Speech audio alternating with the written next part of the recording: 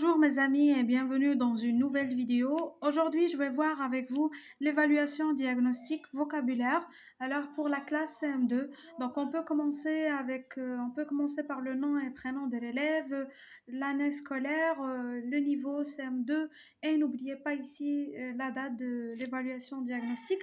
Donc premièrement, on va commencer par voir les exercices et après la correction.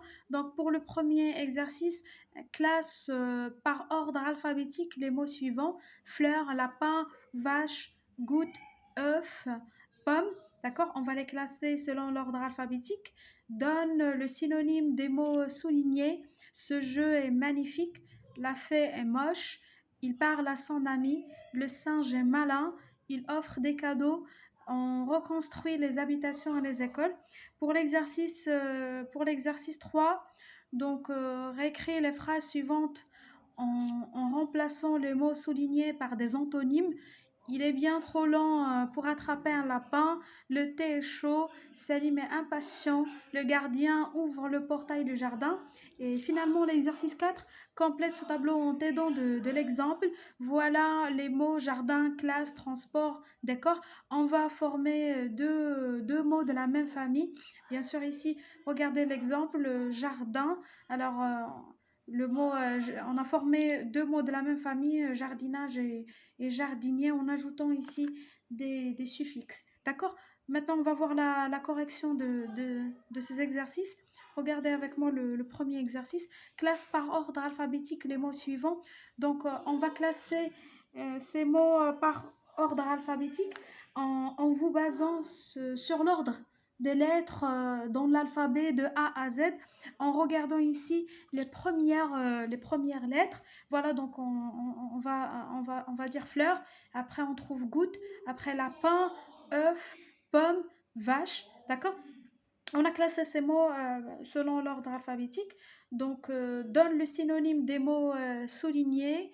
Donc, on va donner les synonymes de ces mots qui sont soulignés. Les synonymes, donc, ce sont des mots de même nature et de sens proche. D'accord?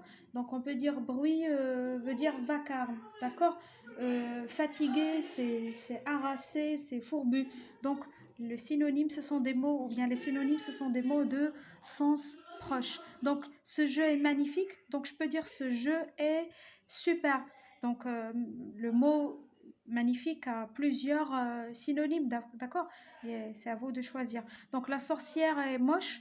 Donc, la sorcière est laide. Le singe est malin. Le singe est rusé. Il offre des cadeaux. Il donne des cadeaux.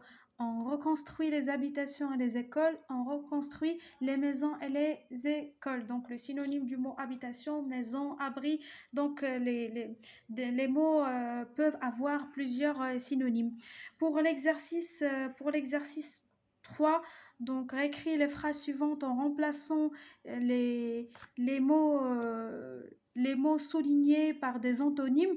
Donc, les antonymes, ce sont des mots de même nature grammaticale et de sens contraire ou bien de sens opposé. Donc, par exemple, grand, le contraire du mot grand, petit, entrer, c'est sortir, la joie, le contraire du mot joie, tristesse, d'accord? Donc, les antonymes ou bien les contraires, ce sont des mots de sens opposé. Donc, je dis, il est bien trop lent pour attraper un lapin. Le contraire de lent, rapide. Il est trop rapide pour attraper un lapin. Le thé est chaud. Le contraire de chaud, froid. Donc le thé est froid. Salim est impatient. L'antonyme du mot impatient, patient. Salim est patient. D'accord? Le gardien ouvre le portail du jardin. Donc le contraire du verbe ouvre, c'est ferme. Donc, ouvrir, fermer. Donc, le gardien ferme le portail du jardin.